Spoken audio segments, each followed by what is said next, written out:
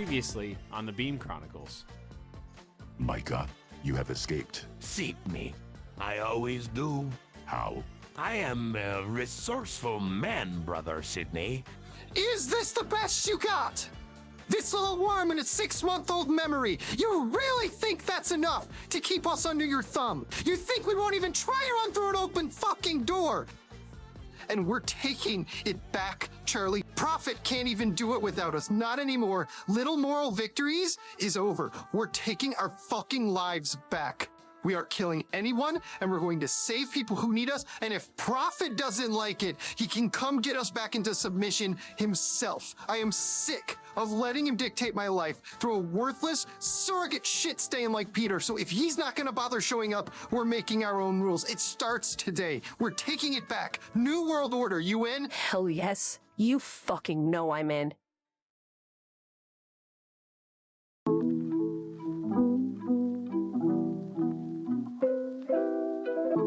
These are the Beam Chronicles, with your host, MJ Dooney.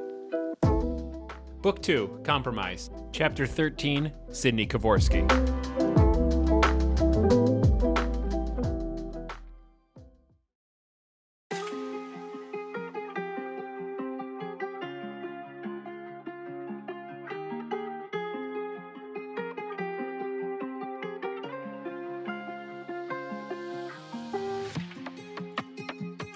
Jackson's call for reform was invigorating and inspiring.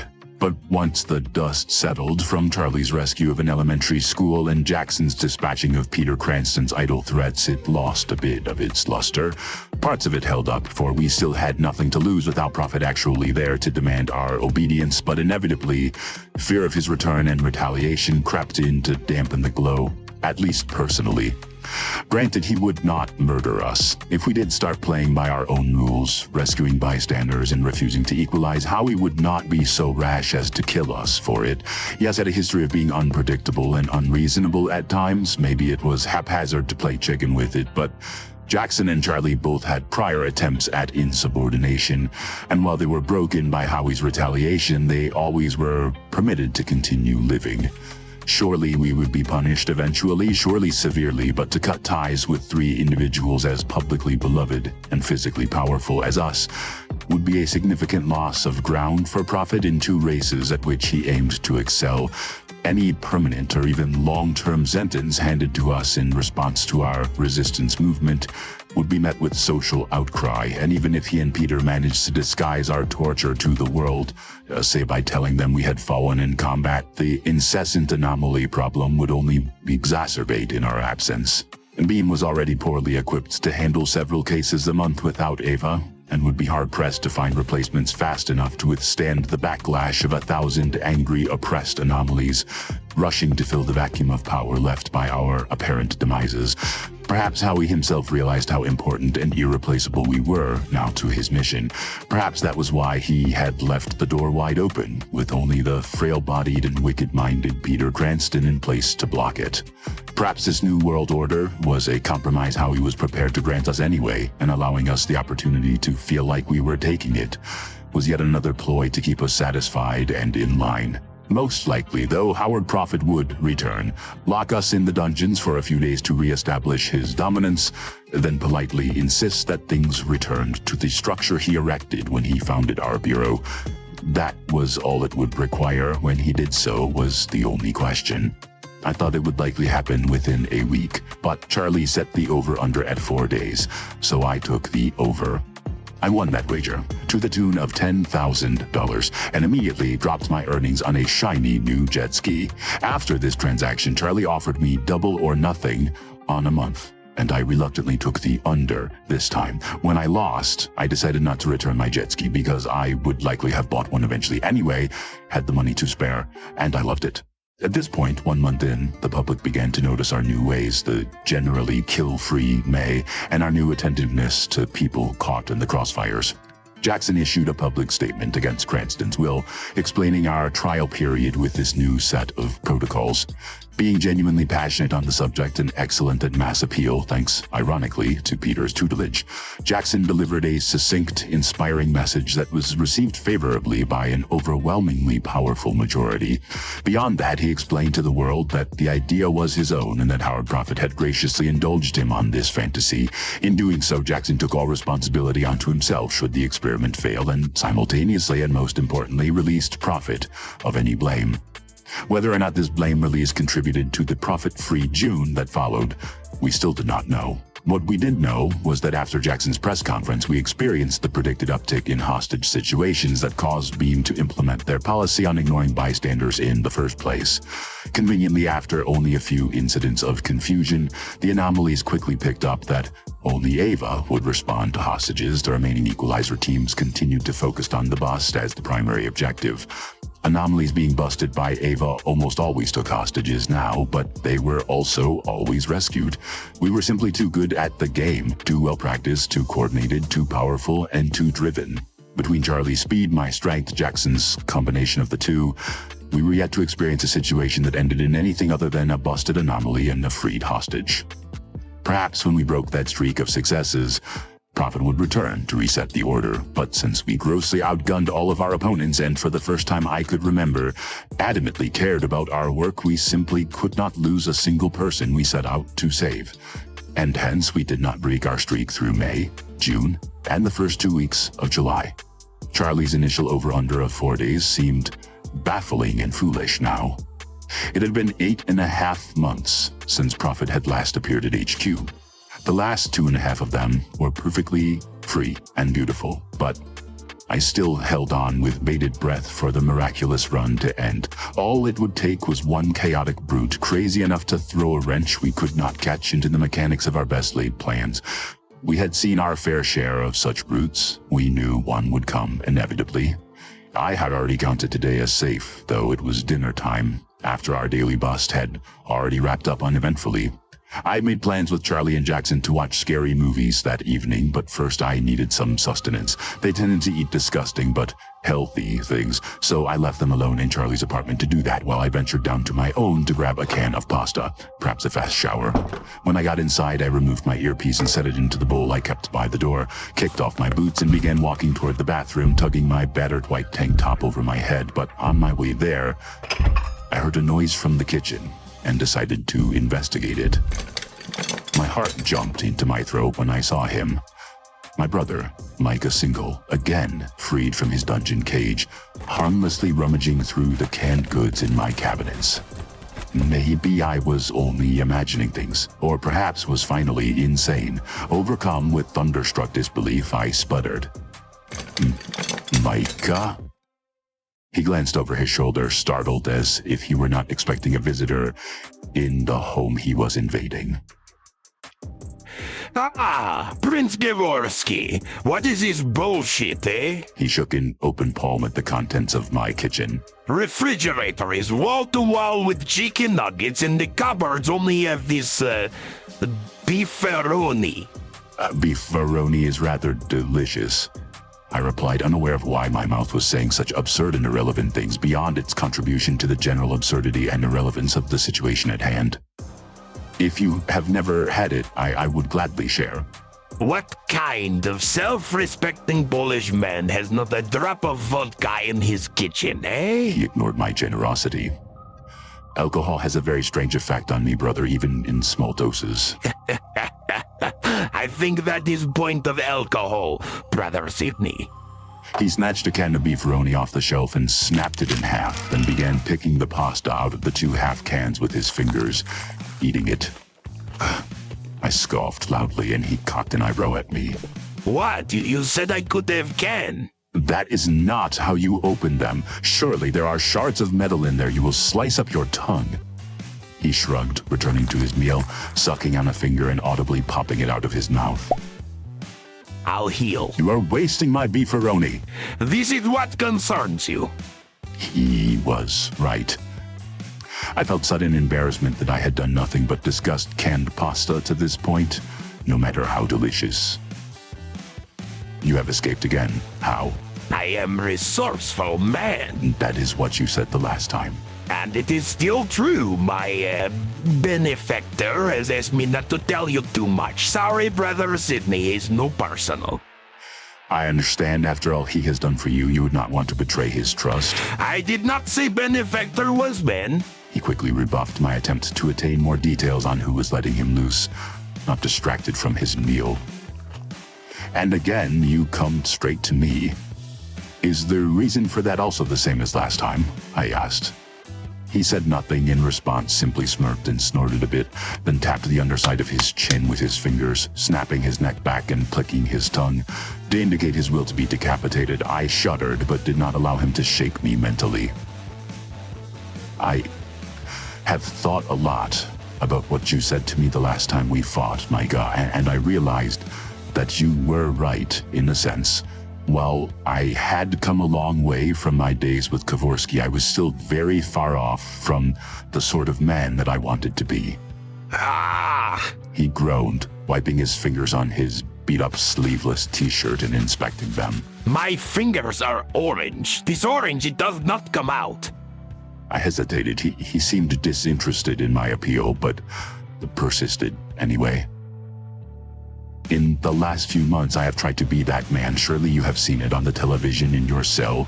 The way my comrades and I have abstained from murder, protected the innocent. I am trying very hard, harder than ever, to overcome my past transgressions, Micah, and my motivation for doing so largely stems from you. Oh, I know. He suddenly looked up from the relentless and futile sucking and rubbing of his beefaroni-stained fingers, then set the broken can on the counter behind him, busted his hand off at the wrists. It quickly grew back as he held on to the amputated and calcified one. There, no orange. He wiggled his fresh fingers at me.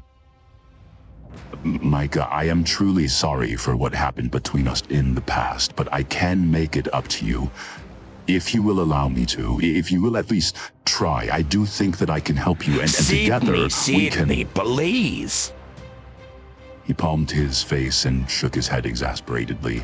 I do not care about the helping me, the reformation, the lessons you've learned. I don't want your help. I don't want you to make it up. You do not? I want one thing only. And he tipped his head over his shoulder until his neck audibly cracked, grinning like a ghoul. Surely there is more. Surely you want something else. There must be more to your ambition than just forcing me to behead you again. You would think so, huh? But really, that's kind of it, Prince Kovorski. I'm a simple guy. He cackled, cavalierly tossing and catching his stone hand over and over. Micah, that is psychotic. If boot fits, look, Brother Cidney, I know I can't defeat you in combat, yes? And perhaps once you do take off my head, I'll come up with a more holistic objective, yeah? For now, I have found something that gives you true anguish, brother. Step 1 to the unraveling of your false self-image. I will find step 2 later, tomorrow, maybe. We will not progress beyond step 1 today, leper. I snarled, frustrated by his irrational refusal to accept my help. You are a mighty fool if you think I will do it here in my own apartment in Beam HQ, surrounded by equalizers and friends. You should have waited until you had me alone. You are always alone, Prince Kovorski.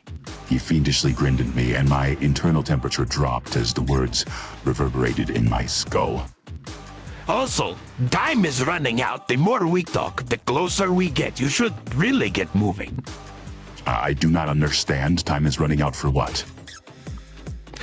Oh, right. I almost forgot.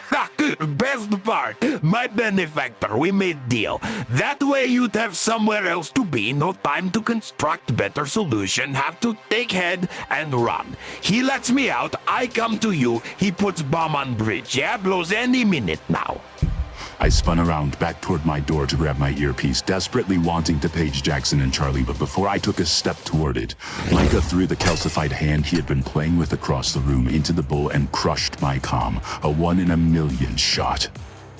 Bullseye. Leper, you deranged idiot, at least tell me which bridge. You don't have time, Prince Kovorski. You don't have time for questions. Need to get moving. Yeah, rip off head, find friends, and they will help you save the day, little monster. I will not rip off your head. I assured myself more than him. Then people on bridge die. He shrugged. I will leave now with you here. I will help them and ignore you. Fine, then I will kill everyone I can get my hands on while you're gone.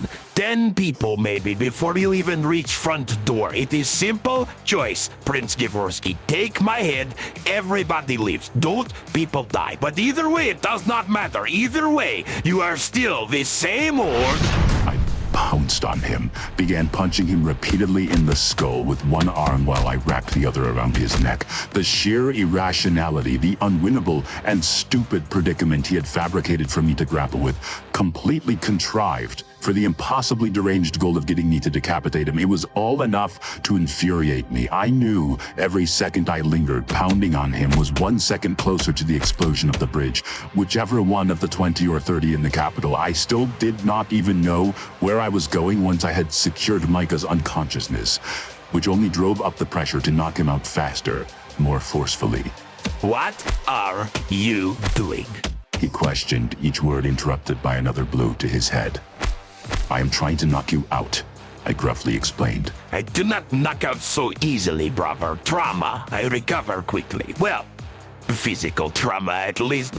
And even if you accomplish this task, I will wake up before you return from big rescue. Then I will kill everyone I find, starting with our green brother and old man from the road. Besides all of that, brother Cidney, you are wasting precious time. I had just resolved to do it. I had just rationalized the act of ripping his head off, just convinced myself that him forcing me into it with these ultimatums somehow meant that it did not count in the grander scheme. I did not have a choice. The only way to prevent him from hurting people in HQ and the people on the bridge was to incapacitate him quickly and lastingly. I only knew one way to do it. I had no other option. Then, mercifully, my window shattered and Jackson Teague flew inside. As he telekinetically stabbed Micah in the neck with a syringe of sedative, my relief was only trumped by my gratitude, and perhaps the humor I found in the notion that Jackson rescued me from Micah the one time I did not actually request him to do so. Huh, you alright, Sid? Jackson, we do not have time. People are in danger. There is a bridge in the capital. Micah set it with explosives. Which one? I do not know. Shit. Alright. Charlie? He spoke into his comm as we both rushed for the window and leapt through it, soaring toward the capital by the graces of Jackson's telekinesis. No, Charlie, focus. I was not privy to the conversation, given that my earpiece was shattered. I did not know what kind of unfocused commentary she had made, but Jackson proceeded to explain calmly as we flew in the generally correct direction. Cidney's fine, but listen, the Leper's got a bridge rigged with bombs somewhere in the capital. I don't know which one, neither does Cidney. You can start checking them off a lot faster than we can. Start with the farthest one, work your way back to us. I was forced to merely imagine Charlie's snotty insistence that she could have pieced together this bit of strategy without him implicitly stating it. Floating steadily alongside Jackson, I watched as the dial of his comm spun to contact Murphy, and he explained to him the sedated Micah situation in my apartment. Then he seamlessly wrapped up that conversation and began a new one with Phil, instructing him to assist us in our search for the bridge in question and the potential rescue mission afterward with whatever technology he had at his disposal that might benefit the cause. It baffled me how elegantly and effortlessly he juggled such fine tasks as precisely spinning the knob on his earpiece to specific channels with such coarse tasks as hauling a half-ton giant like myself along with him on his sonic boom toward the capital, all while maintaining a collected tone as he organized the troops. When he seemed satisfied with his orchestration of our companions, I asked him, Jackson, how did you know that Micah was in my room? Charlie sixed it. She was getting impatient, wondered what was taking you so long, then we heard a few thuds and she told me you had company. I grabbed my syringe and flew as fast as I could. Thank you, my brother. You didn't call. Why? The mic had destroyed my comm. Oh, jeez, man. I'm sorry. If I'd known that. Dooney facilely plucked his own comm from his ear, floated it in front of us, and switched it to speaker mode. Again, I remained silently in awe of his abilities to do so many tasks at once without breaking a sweat, briefly wondering just what level of extreme it would take to get him to do so. Bridge on 14th is clear. I heard Charlie proclaim. Roosevelt's good. Not even a second later, even though the bridge on 14th was 5 miles away from the Roosevelt Bridge, it was not the travel time nor the time to 6 for explosives, but the time confirming aloud the safety of the bridge that took her the longest. Truly, both of my partners were immensely powerful. Charlie, it's Phil. Be advised, you might not be checking these things with the proper level of scrutiny. Whoever this is could have premeditated it months ago and hidden the explosives in the concrete for all we know. 6 a bit deeper. I doubt you'll be finding any cartoonish big black balls with sparkler wicks or little red sticks of dynamite duct taped to the bottom of many bridges. Thanks, Phil. Really great advice. Guess I should just ignore all these little red sticks of dynamite duct taped to the bottom of the fucking Detweiler then, huh? Detweiler is... But I did not even finish redirecting Jackson before we made a swift embankment onto the correct course. We're coming, Charlie. Can you disable them at all? Working on it. She shouted. I could imagine her grouping up to the underside of the bridge and ungrouping as much of the dynamite as she could before gravity pulled her down and away from contacting it, then grouping right back up to repeat the process. There must have been a lot of it to take Charlie this long. But we were already within sight of the Detweiler. Soon we would be able to help, but was soon enough. Murphy, shut down the Detweiler bridge. Working on it. Phil, how close are you? 5 minutes. Charlie, progress update? If you make me fucking regroup to give you an update on the progress, that means I'm not ungrouping dynamite and I'm not making any progress. And then the blizzard of action slowed. I watched from above as the bridge began to collapse with a deafening, powerful boom. A large segment of road, perhaps containing 30 vehicles, began to fall into the river below. It felt wrong to prioritize the lives cascading into the dark depths, but the pit in my chest was heaviest when I noticed the school bus. I could not make a convincing rational argument as to why, but somehow I felt this was all my fault. We did not dawdle. Jackson flung me onto a collision course with the north end of the gap while he himself rocketed off toward the south. When I landed upon my side, I quickly thrust my boot onto the car, rolling toward its edge, and drove it backwards toward the pile-up behind it. The car in the adjacent lane lost its teeter-totter battle with gravity, and I snapped my arm back to snatch it by the rear bumper before it joined the others plummeting into the river. As I hoisted it up onto what remained of the Detweiler Bridge, I spun around to see Jackson on the other side, having easily set a force field barrier for the cars still on the bridge, lifting 3 or 4 more back up that were already falling. Once he had assured they were secured, Jackson frantically spun in circles, and then screamed, loud enough for me to hear all the way on the other side of the gap. Charlie! It curdled my blood. It shattered my heart. If this whole mess somehow hurt her, if in her attempt to get rid of the explosives, she had overestimated, got distracted like the day Jackson hit her in skirmish. When I saw her group beside him, I clutched my chest and sighed, assuring myself she was all right. Then I stepped forward and recklessly dove headfirst into the water. It was foolish. I thought that perhaps I could recover 1-2 additional cars, drag them back to the surface and save as many lives as possible. In my heart, I was aiming for that bus. But there were 2 factors I had not counted on before taking the plunge. The first was the inescapable pitch-black darkness of the late-night submarine environment I was penetrating downward into. I realized, considering this starkly limited visibility, how silly it was to think I had a chance of finding any of the vehicles, much less a particular one.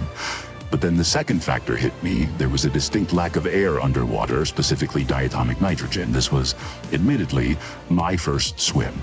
And the thought simply had never occurred to me that down here my enhanced musculature would fail. I realized that I had secured my own demise. My density would cause me to sink to the bottom of the river, and with only my regular human-like muscles, I could not even attempt to get my 1,000-pound body back to the surface. Perhaps this would be the reason that Prophit returned. Perhaps he would only come back to fail-safe me. Would anyone ever recover my corpse, washed downstream somewhere? Then I remembered we did not know any of the details, or even the basic nature of the failsafe. Would it even work on me and my foreign biochemical structure? It was a matter of contemplation for another time, because other things briskly occupied my attention. The water surrounding me was suddenly rife with tiny metallic spheres adorned with bright red lights, increasing my range of sight from 0 to a few feet. And then came a strange whooshing noise from above, like several flushing toilets, and before I could attempt to squint at what was causing it, a bubble of air was snugly around my head. I gasped the sweet, mysterious nitrogen, catching my breath, regaining my strength, and treading myself out of the downward sink. There was still that noise, like a constant gust of wind, and I glanced above me to find a long tube of air connecting my head bubble to the surface, like an invisible snorkel 50 feet through the water. As if the last few seconds' worth of events were not staggering enough, I was then literally saddled with Charlie Shade, grouping onto me in piggyback formation with their own head bubble joining with mine. Hey, Cidney. She cheerily greeted me, as if we had just bumped into each other on the street. Hello, Charlie. I am glad to see that you are not dead. Not dead. She reaffirmed. What is happening? How are we breathing? Jackson, he's taking us air from the surface, and same for all the cars that fell in. All of them. Yep, I can fix it. He's got them all in these little air bubbles suspended in the water. Pretty sweet, huh? How does he know where they are? I cannot even see them. These guys. She pointed to one of the nearby blinking lights. They're cameras. Your brother showed up and dumped a whole bunch of them in here, giving JT an infrared schematic of the area. He's watching it all from a screen up top. Impressive, both for him and Phil. Why does he not just bring them all to the surface, though? She grimaced a bit. Yeah, he tried. I mean, there are like 30 cars down here, and he can't actually see them. Asking them to pull them up based on the pictures on a screen is like asking a surgeon to remove 30 tumors the first time he uses a scope. Once he got everything in a stable equilibrium, you could see it on his face. He was a little outmatched. There's a lot of different separate considerations he's keeping track of at once, and he said he's afraid if he mucks with the fragile balance he struck, he'll drop one and lose it, or like throw it down instead of up, crush it by accident, and knock two into each other. A lot could go wrong. I told him you and I can finish. This that he's got is good enough for us to finish, so I told him just hold on to them steady, don't move a thing except for our bubble. As long as he can keep air on us, I can fix the cars, guide you to them, you can drag them up to the surface, hook them to Phil's hovercraft, and he'll hoist them out. One at a time. It would go faster if we consolidated them, grab two cars, drag them into the bubble around the biggest vehicle, maybe the bus. Let everyone get aboard. That would be only one tow for Phil. Faster is good. Whatever you think, Big Purple, your show now. I'm just the GPS, but let's get going, all right? Like I said, I doubt he has the stamina to keep this up for long. And we set to work. The vehicles were relatively close to one another, having all fallen in on one chunk of street, but even with the bright red lights of Phil's infrared camera robots, they seemed to be floating in isolated bubbles miles apart for all I could tell. Surely without Charlie's direction, I would have gotten lost and disoriented several times, began swimming away in a completely wrong direction. But instead, she would point me toward one. I would grab its front bumper with one hand, and she would point me toward another. Two at a time, I would drag the cars back to the bus and allow the passengers to transfer. The more injured of them required assistance from Charlie or the other already salvaged civilians. One man briefly, and likely due to shock, refused to allow Charlie to move his daughter in fear that she was too hurt to risk not waiting for the paramedics, and I was impressed how even-keeled Charlie managed to remain as she reminded him that paramedic teams did not have submarines, only calling him a dipshit once. After the passengers were safely aboard the bus, I would discard their empty vehicles to sink to the depths of the river, but I was struck with the peculiarity that none of them did. When I released them, they instead remained suspended. Perhaps part of maintaining the balance for Jackson involved holding on to the empty cars as well. He did not wish to let any of them sink prematurely or risk accidentally dropping multiple cars, some still with people inside. I thought very little of it, focused on the task at hand, and finished up consolidating our innocence in the one long yellow vehicle. Once we had everyone accounted for, Charlie double-checked for stragglers with her sixth sense, then grouped back up to the surface. Meanwhile, I oriented myself beneath the bus, sticking my head into the air bubbles surrounding it and pressing the underside of it with my hands while my legs remained in the water, kicking, driving us slowly upward toward the surface. When we finally breached, I pressed it overhead, treading water with only my legs as Phil hopped from his hovercraft onto the roof and secured the hooks of his tethers. Good to go, Sid? He called down to me. I am ready when you are, I grunted. To my sudden relief, Phil hoisted the bus from my hands, and I watched as his platform carried it through the air and rested it back onto the broken bridge, to the soundtrack of insatiable cheering and applause from the massive assemblage of onlookers gathered upon it. Still bobbing in the water, I sheepishly smiled and waved to the crowd, which intensified the roar. For but a moment, I allowed myself to feel the relief and amazement of having yet again secured a flawless victory. But then I realized I was alone, and I wished to share the moment with my teammates. I swam toward the southern end of the gap where I had left Jackson a few minutes ago, and briefly plunged underwater to gather enough momentum to clear the 50-foot jump back to the ledge above me. I only narrowly made it, grasping with one hand onto the jagged edge of what remained of the Detweiler and pulling myself up onto it slowly. The platform on which I was standing was nearly empty. Murphy had apparently sent auxiliary teams of agents while I was in the water, 2 large trucks, to clear this side of the bridge for us. They were currently keeping back the bustling horde of citizens screaming our names, and on the broad patch of clearance between that boundary and the ledge I had just climbed onto, I found my friends. As I began to approach them to offer my congratulations on another successful mission, I quickly recognized that something was amiss. Charlie was nervously pacing beside Jackson, biting her thumbnails, staring into the ground, but Jackson looked to be in far more serious disarray, staring blankly at the screen perched before him, the infrared schematic of the cars beneath the river surface, still suspended where I had left them. He was hovering an inch off the ground, sweating buckets, trembling ferociously, but beyond that, motionless and firm, powerfully glaring at the images on the display as if he could not look away. It was incredibly disconcerting. Charlie, I softly called to her, snapping her out of her frenzied anxiety. Sid, the bus? The bus is fine, dear. Everyone is safe. What is going on here? I don't know, man. She returned to her anxious chewing of her thumb, voice wavering on the brink of crying. I'm pretty sure he's stuck or something. I tried talking to him, touching him. He won't even let me get close. Cidney, his heart's beating like a fucking drum roll. He's not even eye-teeking. She broke off and stared longingly at our comrade. I tried to ask for clarification as I did not recognize the last word, but she proceeded before I could. He's not in there. I don't know what the hell to do. What should we do? I strode up to him, reached out a hand to grasp his shoulder, but once I had gotten within an inch of it, he telekinetically flung my arm away. I tried a second time to no avail. I suddenly remembered the cars I tried to drop, how even after I had released them to plummet to the depths of the river, they stayed in place, bobbing before me. It was not that Jackson did not want to let them go. He could not. He was trapped, stuck, somehow could not undo the Jackson fields he was holding on to. Had we found the level of insanity a task needed to reach for Jackson to be unable to accomplish it? Or was there something more at play? I tried again to get to him, to physically make contact with him, bring him back to reality, this time taking a running start, but that momentum halted just before I tackled him. I dug my heels in, pressed back against his invisible wall of force with all the strength I could muster.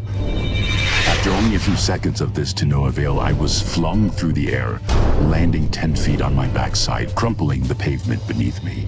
All right, seriously, Jackson, time to come back now. Charlie angrily shouted as I stumbled to my feet. JT, hello? She grouped between him and the screen, waving her arms, but it had no effect on his state. She glanced nervously toward me.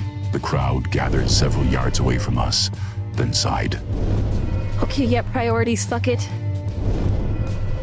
Charlie stepped forward, but as he attempted to cast her away, just as he had done to me, she managed to hold her ground. I could not explain what specifically was happening from a purely physical point of view, as I did not entirely understand how either of their abilities functioned, but it seemed as though Charlie was somehow grouping toward him as he forced her back, regulating against his telekinetic push with subtle, continuous groups, adjusting in real time. From my perspective, it was a bizarre, inhuman display, unlike anything I had seen before. It appeared as though bits of her were constantly flowing off, a stream of particulate dust billowing away from her, but not enough to compromise her fully formed body. She moved very slowly, jerky, sometimes like a skipping video, and often would just blink out of sight completely for a fraction of a second, only to reappear right where she was before. Perhaps it was like trying to regroup herself in a wind tunnel, partially accomplishing the feat several times, but requiring constant refreshes. Finally, her hands reached out to his face, touching either cheek. And instantly all of the surreal and unusual stuff stopped. Once he figured out she was there, he stopped pushing her away, let her assemble herself completely and finally. But he was still trembling, still sweating and hovering, still obviously outside of himself. She pulled him down, pressed her forehead up against his, and spoke, just loud enough for me to hear her words. Jackson, come on, buddy. It's Charlie. Charlie? It was his voice, but emphatically not. Something made it sound so distorted, reverberating, yet melodic and harmonious, otherworldly. It sent a shiver down the length of my spine. But Charlie was not disturbed. She just smiled, nodding in reassured relief, as if she somehow knew, as if she had received some subtle, invisible signal that he was on the way back, a signal more potent than his voice was unsettling. She closed her eyes, head still pressed against his, now running her fingers through his hair, as she gently coaxed him back to reality again. There it is. Yeah, it's me. It's Charlie. I need you, JT. Don't leave me. Not now. Come back to me. I don't... The people...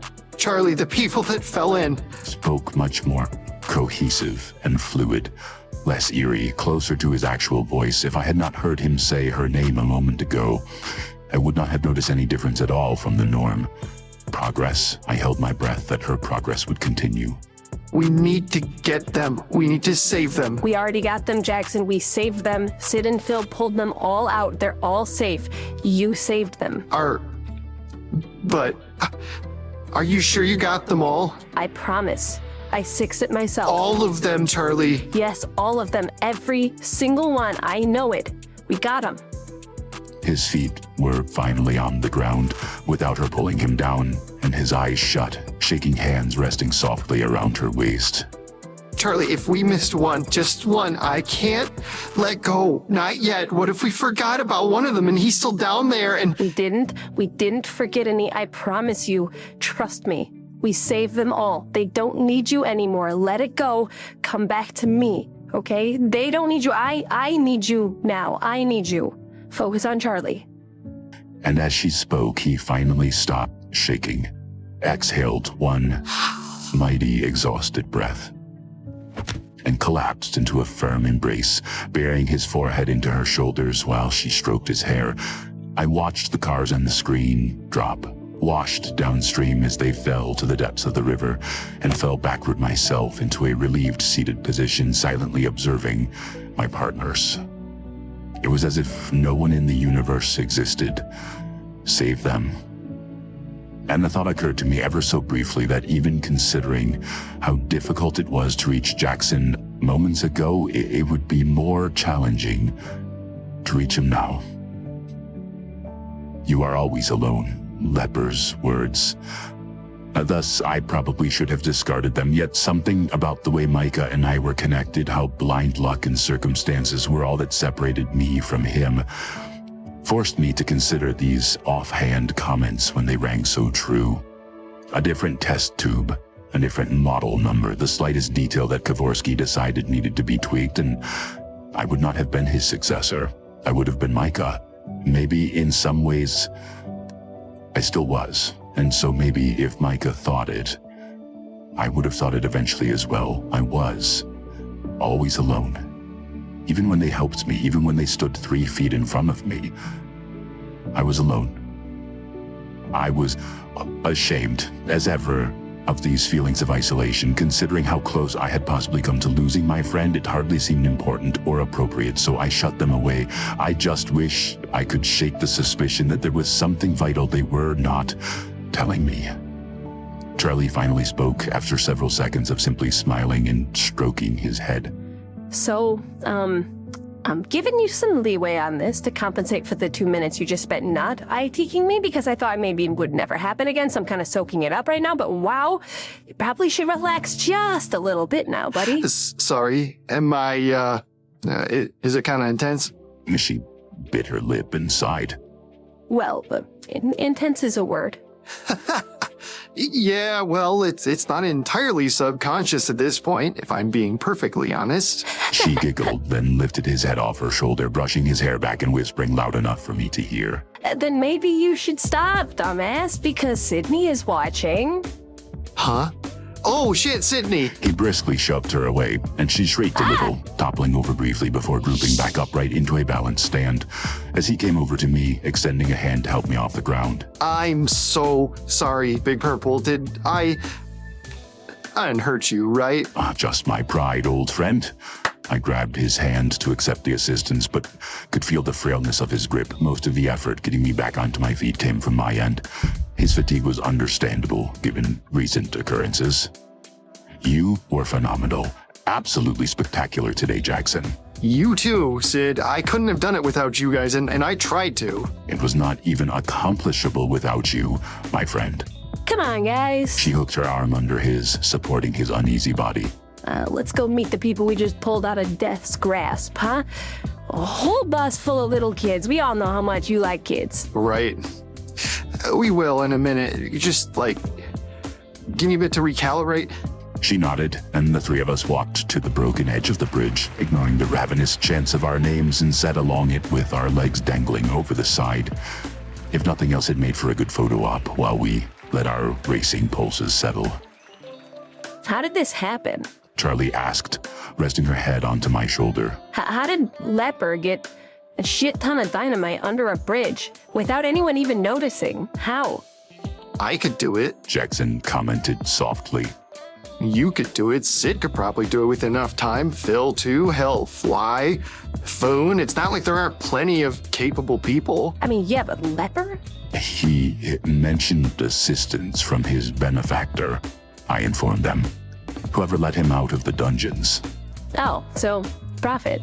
She scoffed. I would not disagree with her assumptions. 2 breakouts? It's gotta be Howie. He's at least involved. Guess he could probably find a way to rig the explosion without anyone noticing as well. If anyone he could, I learned a long time ago not to doubt his resourcefulness. Okay, Prophit is basically the only person I can think of who would be able to get him out twice and be able to set up this mess today. But why would he do either? To quell our rising dissension, perhaps. Give us a reason to back down from our new world order without directly telling us to. Once we start failing to rescue people, they will start to turn on us. If he pushes them into it, we will have no choice, and that way, he will not be perceived as the villain. True. Good point. Plus, he wouldn't even have to come back down from whatever the hell he's been doing for the better part of a year. Yeah, but Micah got out before we started. The New World Order, or whatever, we hadn't even started it yet, so why did he bust him loose the first time? Don't be so pedantic. We basically had started. He was probably just trying to stop it before it grew. Underestimated how much we could take. In any case, we should keep a closer eye on Leper. With Howie involved or not, Leper is purely toxic. Not afraid to hurt innocent people, we can't let him get out again. How do you propose we do that? If Prophit's pulling the strings, especially with the Dungeoneers all tight-lipped about it, how do we watch him? Jackson merely sighed, brushing the corners of his mouth with his index finger and thumb. Yeah, I guess I don't really know, man. It matters not, I declared, rubbing Charlie's shoulder and leaning over to kiss the top of her head. Micah is just another Peter, another surrogate for Prophit, utilized to manipulate us without him actually being here, a convenient scapegoat. And Micah is as ineffective at doing so as Peter was. We demonstrated that today. Sid's right. Fuck Leper. This wasn't even him. He can't do anything against the 3 of us anyway unless Prophit blows up a bridge for him. Fuck him. All of them. Fuck Leper. Fuck Peter. Double fuck Howie. Our triumvirate is better, right? Definitely prettier. Guys, seriously. Phil exclaimed as he suddenly approached our ledge on his hover platform. They're going absolute bonkers over there, so if you're not gonna go talk to the people you just saved, at least have the decency to stop teasing them by chilling here. Go home! Jackson chuckled, scooting off the edge of the bridge and dipping a few feet before floating back up. Guess we should go meet those kids. You guys coming? Yeah, I'll be there in a bit, JT. When he looked to me, I merely nodded. Jackson flew across the chasm to the insatiable delight of the busload of people we had just saved, and I was alone with Charlie. So, Cidney, look, about what you just saw with me and Jackson? Yes, Charlie, what about it? Perhaps my interrogation for more details, the source of my feelings of estrangement, was too zealous and intense. My yearning for it must have seemed out of place, inappropriate in light of our great success at the rescue and Jackson's touch with Cataclysm. Yet if Charlie could shed some ounce of meaning, some simple explanation or a fraction thereof why she was able to get to Jackson when I could not, why our triumvirate was feeling more and more like a duo with an idiot straggling alongside it, although I would never describe it as such aloud. Is it... It's okay, right? It seems to be fine, I replied, not perfectly certain what she meant. She blushed, grouping to her feet. Okay, good. Never mind then. Desperately, I wanted to deny her, to insist on a deeper explanation, but she continued before I could construct the appropriate way to do so. I just can't believe that I got to him, or that this is what tipped the scale for him. I mean, we've seen him do plenty crazier stuff than hold a few cars underwater, even if he was blind. Weird shit is all, huh? Indeed. She was merely concerned for his well-being. I felt horrible for not innately sharing this concern without provocation. Since Phil has not published any of his research, you and I are likely the third and fourth leading experts in Jackson field manipulation theory just by virtue of exposure to it. I cannot speak for you, but now that the commotion is behind us, the heat of the battle extinguished, I will say it, there is no doubt he could have resurrected the cars. He could have, but I think he just, he didn't want anyone to die. Precisely. And then he held on for too long and he locked up. Yes, I concur. Did you hear his voice? It was startling. We glanced at him across the chasm, floating a gaggle of first graders above his head and laughing with them. And for as tiny as her smile was, watching him, scarcely a bend in the corners of her mouth, it was laden with unfaltering, undeniable admiration. Well, whatever. It's behind us now, right? I'm just glad I got to him when I did. As am I, my dear. Deeper prying into their secret would have to wait for now. I wanted to join Jackson in the entertainment of the children we rescued. They provided a much-needed distraction from all the unknowns occupying my ever-crowded mind.